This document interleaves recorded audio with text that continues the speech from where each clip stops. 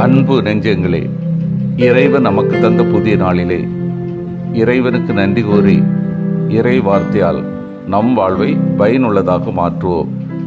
இறைவன் நம் அனைவரை நிறைவாக ஆசீர்வதித்து பாதுகாத்து வழி நடத்துவாராக.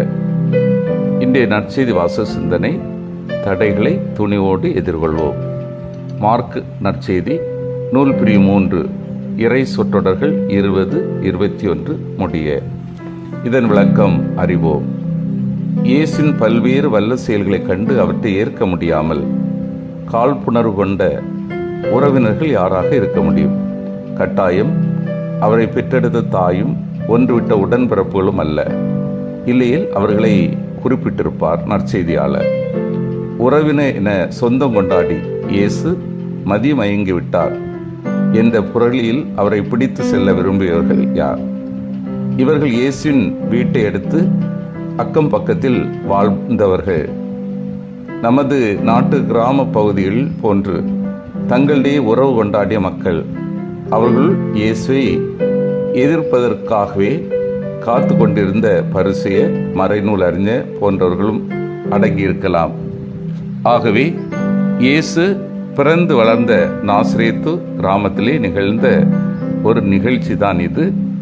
இயேசுவின் இறையாட்சி பணிக்கு எதிராக தம் மக்களே விளங்குவார்கள் என்கிற உண்மை அவருடைய சொந்த கிராமத்திலேயே தொடங்குகின்றது.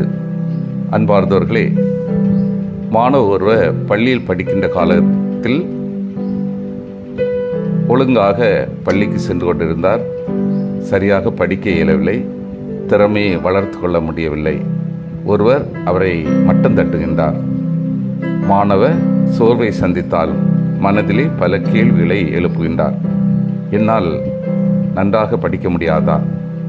என்னால் போட்டிகளில் கலந்து கொண்டு வெற்றி பெற முடியாதா என்ற கேள்விகளை எழுப்பி, என்னால் முடியும், பயிற்சி செய்வேன், பலருடைய ஆலோசனை கேட்பேன் என்று முயற்சியில் ஈடுபட்டார்.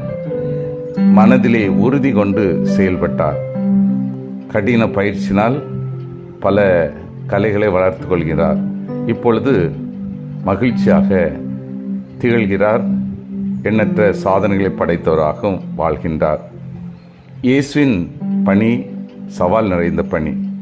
கலிலேயாவில் பணியை ஆரம்பிக்கின்றார். பலவித இடங்களில் பணி தொடர்கிறது. மலையடிவாரம், கடற்கரையோரம் போதிக்கிறார். தொழுகை கூடம், இல்லம், பொது இடம் என்று பணி செய்கின்றார். தேடி சென்று பணி செய்கின்றார். தேடி வந்தவர்கள் மத்தியிலும் பணி செய்கின்றார். பணியின் உச்சகட்டத்தில் அவரை மதிமயங்கிவிட்டார் என்று கூறி உறவினர்கள் இல்லத்திற்கு அழைத்து செல்கின்றனர்.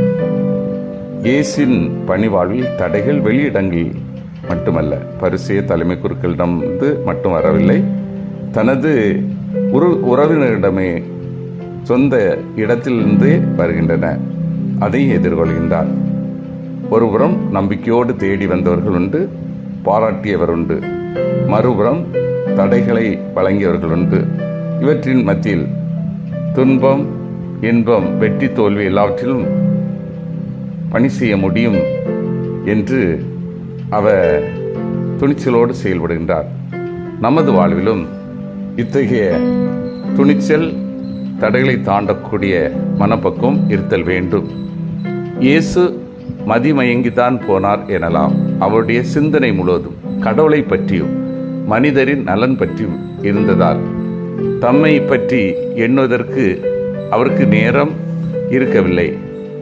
கடவுளிடமிருந்து தாம் பெற்றுக்கொண்ட பணி பிரமாணிக்கமாக நிறைவேற்றுவதிலேயே இயேசு கருத்தாய் இருந்ததால் அவரை பற்றி மக்கள் பலவாறு பேசிக்கொண்டார்கள்.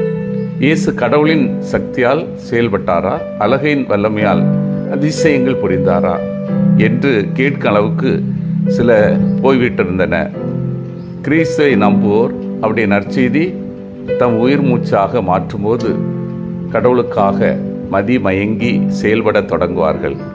அப்போது உங்களுக்கு என்ன பைத்தியமா என்னும் கேள்வி நம்மை பார்த்து யாராவது கேட்டால் நாம் கடவுளுக்காக நான் பைத்தியம்தான் என பதில் கொடுக்க முடியும். சிந்தித்து தியானித்து செயல்படுவோம். தடைகள் மத்தியில் நான் துணிவோடு பணி செய்கின்றேனா?